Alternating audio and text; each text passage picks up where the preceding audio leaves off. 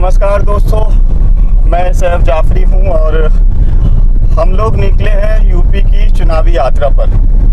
जनता का मन टटोलने के लिए कि आखिर यूपी की जनता जो है आने वाले चुनाव में यूपी की जनता क्या चाहती है, उनके मन में क्या सवाल है और क्या धारणाएं हैं सरकार को लेकर और राजनीतिक पार्टियों को लेकर। मैं फ़िलहाल यूपी की चुनावी यात्रा पर निकला हूं। मैं नहीं, हम टीम है हमारी। मेरे साथ में विपुल चौहान है जो आपके साथ बैठे हैं, और जो कैमरा पकड़े हुए हैं वो नबील गौड़ हैं।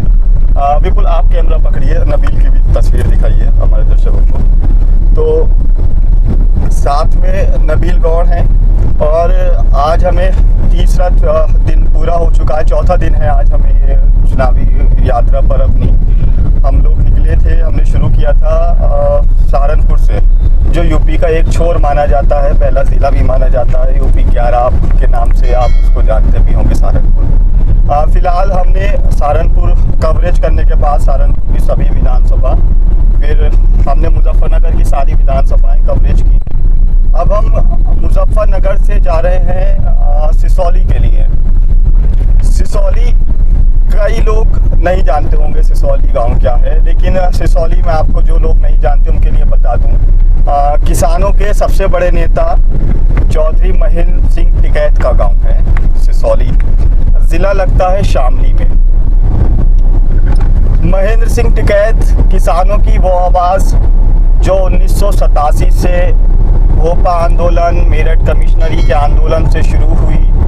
हालांकि वो आवाज़ 2011 में महेंद्र सिंह टिकैत तो इस दुनिया में नहीं रहे, लेकिन उनकी आवाज़ को उनके दोनों बेटे, चाहे नरेश टिकैत साहब हों या राकेश टिकैत साहब हों, वो उनकी आवाज़ को बुलंद करे हुए हैं, जो किसानों की आवाज़ थी।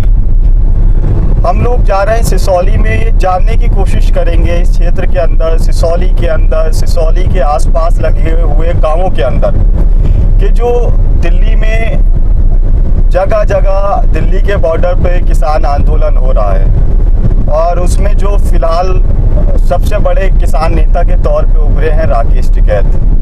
भारतीय जनता पार्टी की मौजूदा सरकार का, उनकी नीतियों का विरोध कर रहे हैं, और उन्होंने बंगाल में भी भारतीय जनता पार्टी के खिलाफ चुनाव प्रचार किया, और इसको अपनी जीत भी उन्होंने माना कि बंगाल में अगर भारतीय जनता पार्टी चुनाव हारी है तो ये देश के किसानों की जीत है, ऐसा राकेश टिकैत ने कहा है। इसके बाद राकेश टिकैत ने यह भी कहा कि जिस तरह से हमने बंगाल में भारतीय जनता पार्टी के खिलाफ चुनाव प्रचार किया था, इसी तरह से हम लोग उत्तर प्रदेश में भारतीय जनता पार्टी के खिलाफ प्रचार करेंगे, उनको हराने की कोशिश करेंगे। हालात क्या बनेंगे, परिणाम क्या निकलेगा, रिज़ल्ट क्या निकलेगा, ये तो अभी किसी को नहीं पता है। लेकिन जो राजनीतिक पंडित हैं उनका साफ तौर पर मानना है कि किसान आंदोलन का जो असर है वो पश्चिम उत्तर प्रदेश में बहुत बड़े पैमाने पर दिखाई देगा।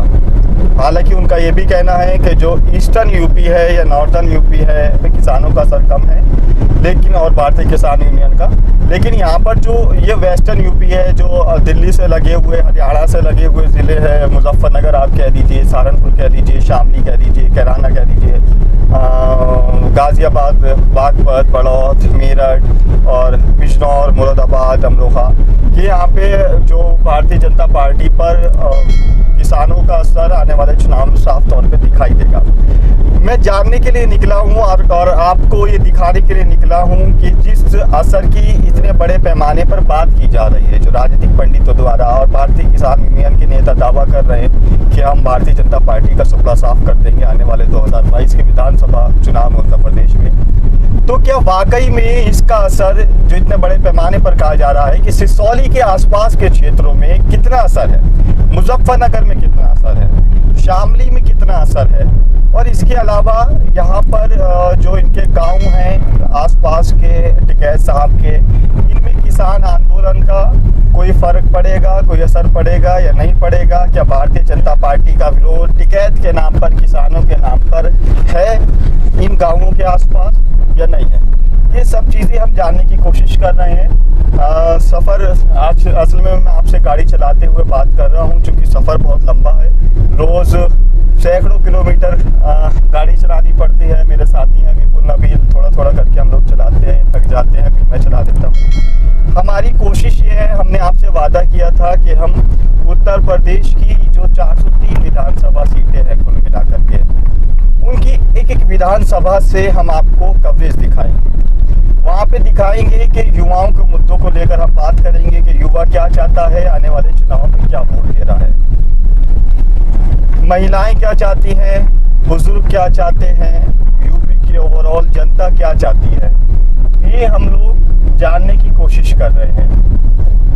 इसी के लिए हम लोग निकले हैं और हमारी कोशिश है कि हम अपने वादे पर खरा उतरे हैं। हमारा वादा 403 विधानसभा का कवरेज का था, वो हम कवरेज आप लोगों को पूरे दिखाते रहे लगातार जगह जगह। तो सफ़र लंबा है, इसलिए गाड़ी चलाते हुए मुझे आपसे बात करनी पड़ रही है, क्योंकि हम लोग पहुंचने वाले हैं सिसौली में। और इस सिसौली में जाने की सबसे जो एक बार 2000 मैं शायद गलत हो सकता हूँ, लेकिन मुझे जहाँ तक याद है 2009 की ये बात है। मायावती यूपी की सीएम हुआ करती थी, 2009 या 8 की बात है। मायावती यूपी की सीएम हुआ करती थी। बाबा महेंद्र सिंह टिकैत जो किसानों के बड़े नेता थे, उनके ऊपर एफआईआर दर्ज हुई और उनकी गिरफ्तारी का वारंट निकाला गया। और पुलिस प्रशासन मैं फोर्स के साथ सिसौली को छावनी में तब्दील कर देता है। बड़ी तादाद में सिसौली गांव के अंदर पुलिस आती है। सैकड़ों पुलिस के ट्रक थे, जीप थी, छोटी बड़ी गाड़ियां थी जो सिसौली को चारों तरफ से घेर लेती है। और जब क्षेत्र के लोगों में ख़ास तौर से किसान, मुस्लिम और जाटों को जब ये पता लगता है कि बाबा महेंद्र सिंह टिकैत को पुलिस गिरफ्तार करने के लिए आई है, तो ये बड़ी संख्या में सिसौली पहुंच जाते हैं, हज़ारों लाखों की संख्या में। एक चौड़ के अंदर जो चौड़ गांव की भाषा में कहा जाता है, जो खाली जगह गांव के बीच में रहती है, उस चौड़ के अंदर बाबा महेंद्र सिंह टिकैत को चारों तरफ से किसान आकर घेर लेते हैं, उनको प्रोटेक्शन देते हैं और प्रशासन को कहते हैं कि आप हिम्मत है तो इनको गिरफ्तार करके ले जाइए। हालांकि सरकार ने फिर जब किसानों का विरोध बढ़ा और सिसौली में जब हज़ारों लाखों की तादाद में किसान जमा होने लगे, तो सरकार को बाबा महेंद्र सिंह टिकैत के ऊपर से वो मुकदमे वापस लेने पड़े। ये सिसौली की कहानी थी जो बाबा महेंद्र सिंह टिकैत के साथ जुड़ी हुई थी। कितना प्यार इस सिसौली से और आसपास के क्षेत्रों से उनको बाबा महेंद्र सिंह टिकैत साहब को मिला था। टिकैत साहब की सिसौली और इसकी सड़कें बनी तो हैं, बदली है, लेकिन आप देखेंगे तो जो सड़कें हैं ये अंदाज़ा लगा पाना मुश्किल है कि इन सड़कों में गड्ढे हैं या गड्ढों के अंदर ये सड़कें बना दी गई हैं। ये एक सवाल है और जवाब तो वही दे सकता है जो इन सड़कों पे ज़्यादा घूमता हो। और एक फिर पीछे गाड़ी बैक करके लेके जाऊंगा, आपको दिखाना चाहूँगा एक ऐसी तस्वीर इस सिसौली रोड की, इस हालात की। ज़िला मुजफ्फरनगर में अभी ये क्षेत्र लगता है, नबील आपको दिखाएंगे। ये पुलिस का बोर्ड आगे लगा है और कितनी शान के साथ ये पुलिस का बोर्ड खड़ा है और कितनी शान के साथ सरकार का नाम ऊंचा कर रहा है। ये भी एक सवाल है, जवाब मेरे पास नहीं है, आप सोच लीजिएगा। तो इस सिसौली से हम लोग आपको ग्राउंड रिपोर्ट दिखाएंगे कि आखिर राकेश टिकैत का सिसौली, उनके पिता बाबा महेंद्र सिंह टिकैत का सिसौली क्या चाहता है। क्या सिसौली किसानों के साथ खड़ा है, जो किसान अपनी मांगों को लेकर सरकार के विरोध में खड़े हैं, या सिसौली सरकार के साथ खड़ा है। सिसौली क्या चाहता है कि 3 कृषि कानून किसानों के हक में हैं, या सिसौली ये मानता है कि जो 3 कृषि कानून हैं ये किसानों के विरोध में हैं। ये सब जानने की कोशिश करेंगे और आपको हम जो सिसौली से जो भी कुछ निकल के आएगा वहाँ लोगों से बात करेंगे, वो आप तक पहुँचाएंगे। इससे पहले मैं आप सभी लोगों से जो हमें देख रहे हैं और हमें लगातार देखते हैं, उन सब का मैं धन्यवाद भी करना चाहूँगा, शुक्रिया भी कहना चाहूँगा कि आप लोग देखते हैं, वीडियोस को लाइक करते हैं, कमेंट करते हैं, शेयर करते हैं। इनसे हमें कुछ मिलता नहीं है इतना कुछ, लेकिन एक हमारा हौसला बढ़ जाता है लाइक से, कमेंट से।